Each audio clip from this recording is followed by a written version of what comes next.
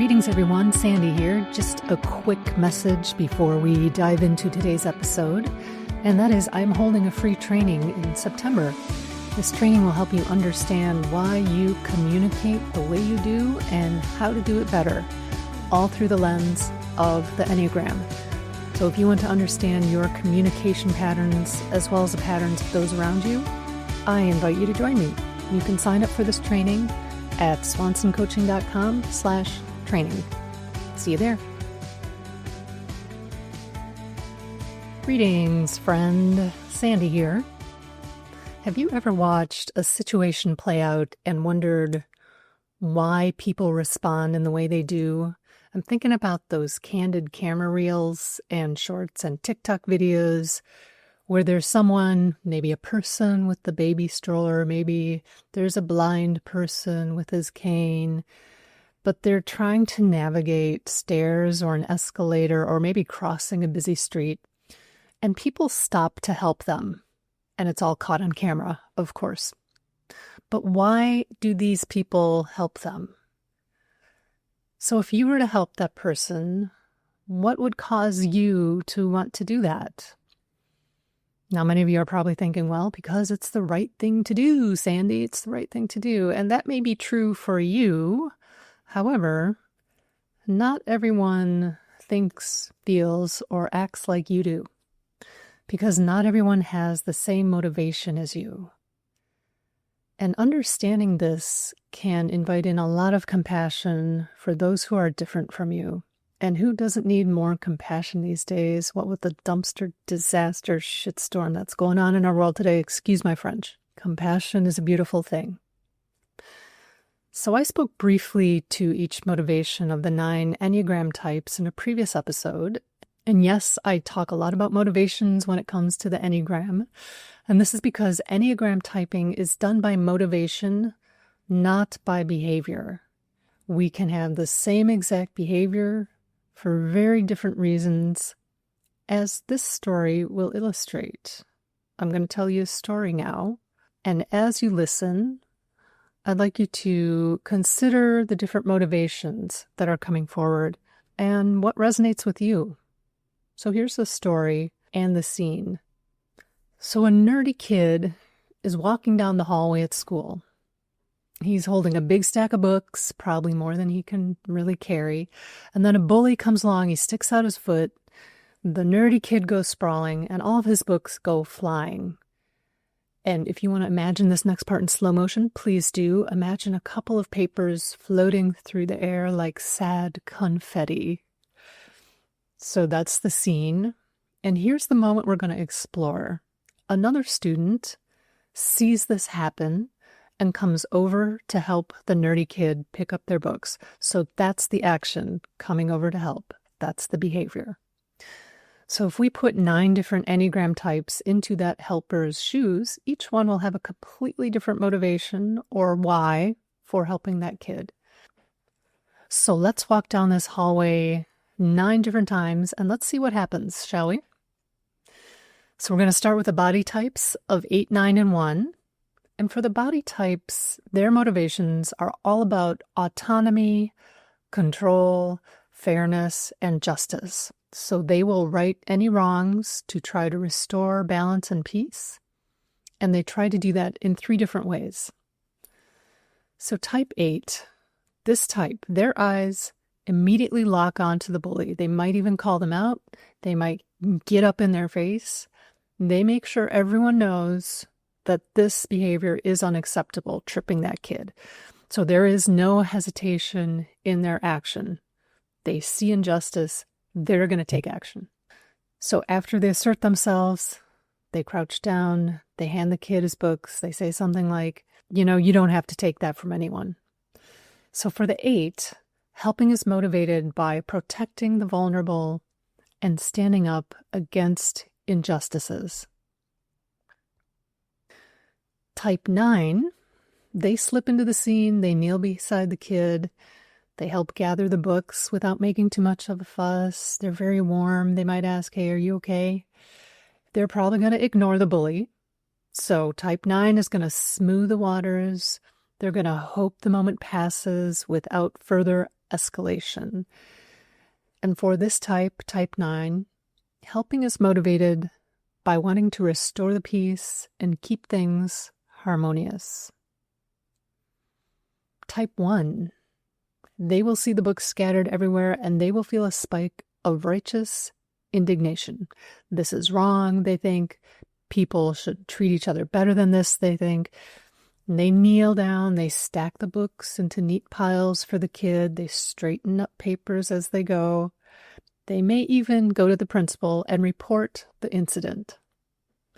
So for type 1, helping is motivated by a drive to do the right thing and to correct any wrongs. So on to the heart types, types 2, 3, and 4. So the heart types are all about emotions, all about image, all about relationships. So they want to connect with others through the heart space, and they try to do this in 3 different ways. The type 2's heart, it swells with empathy. They immediately sense this kid needs someone, and I will be that someone. So they go over, maybe they put a reassuring hand on the kid's arm. They help collect the books. They might even walk the kid to his next class to make sure he feels cared for.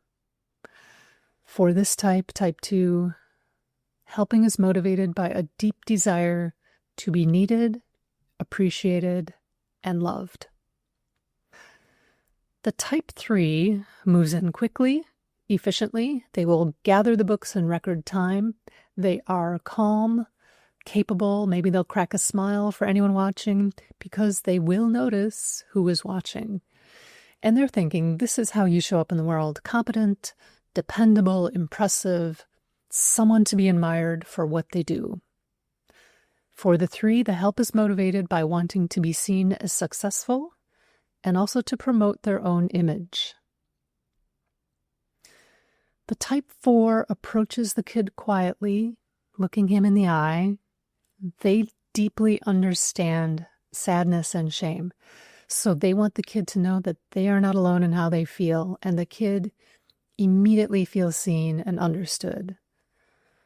The 4 might say something like, "Hey, that was awful. I'm really sorry that happened to you," before helping to pick up the books. For type 4, helping is motivated by a longing for authenticity and connecting deeply through emotions, even the sad ones. And finally, types 5, 6, and 7. So these are the head types. The head types are all about thinking and understanding. They want to be competent. They want to be safe and secure. And they try to do this in 3 different ways. So the type 5 takes in the scene and they just watch. They observe. They don't do anything. Why? Because they don't want to mess up the kids' books. They don't want to get involved and potentially be seen as incompetent. Type 5 is also the one type on the Enneagram that starts each day with the same amount of energy. And they manage this energy throughout their day very carefully.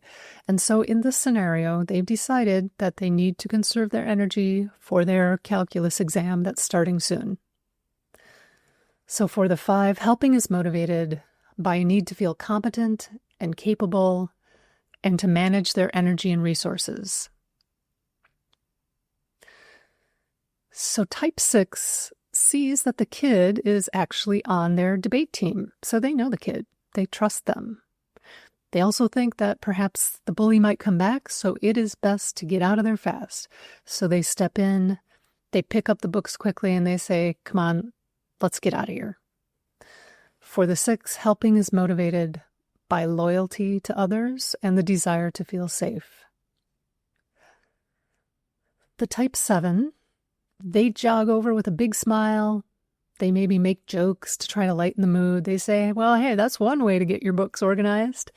They scoop up the books in a fast, somewhat chaotic mess, but they do it while making the kids smile the whole time. Maybe they'll also add, "The way your papers were floating around, that was like a scene straight out of a movie. It was pretty cool. It was amazing."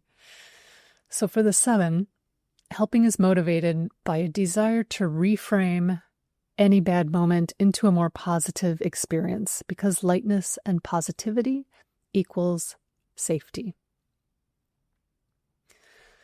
So those are the 7 types and the 7 motivations. And here's a final thought and a couple of questions for you. So think of a time you helped someone. Why did you do it? Was it to restore justice? Was it to connect with someone? Was it to look competent or look good in front of others? Was it to create safety? Was it to protect that person? Was it to bring harmony, or was it something else entirely? And if you're not sure, you are not alone, because again, these things drive us unconsciously. They are deep in our subconscious. And a big part of the work I do as a coach is to bring unconscious patterns like motivation into the light and to help my clients become aware of those patterns. So once you become aware of patterns, then you can learn to catch yourself and begin to make conscious choices instead of letting those patterns choose for you. For example, if you lead with type 2, catching yourself might look like this. Oh, there I go again. I said yes because I wanted to help. I wanted to be needed. And now I'm running around doing things for others. I'm exhausted. I'm ignoring that voice inside that really needs some me time. And on top of that, I know I'm going to get really resentful and angry because I never feel appreciated for all that I do. And then perhaps the next time someone asks you to do something, maybe you'll catch yourself sooner, and you'll catch yourself sooner and sooner and sooner, shortening that time. And then eventually you'll be able to say no. You'll be able to set a boundary for yourself. You will be able to love yourself without needing to be appreciated and loved by others. So it can be very powerful to start noticing and naming the why behind your actions, because once you name those blind spots, they cease to have power over you. So I will be diving deeper into these 9 motivations of the 9 Enneagram types in a free training this September, and I'll be using this story of the kid and his books as a starting place. I hope you'll be able to join me. You can sign up for this training at my website, swansoncoaching.com/training. Until next time, I invite you to be curious about your why. We'll see you soon.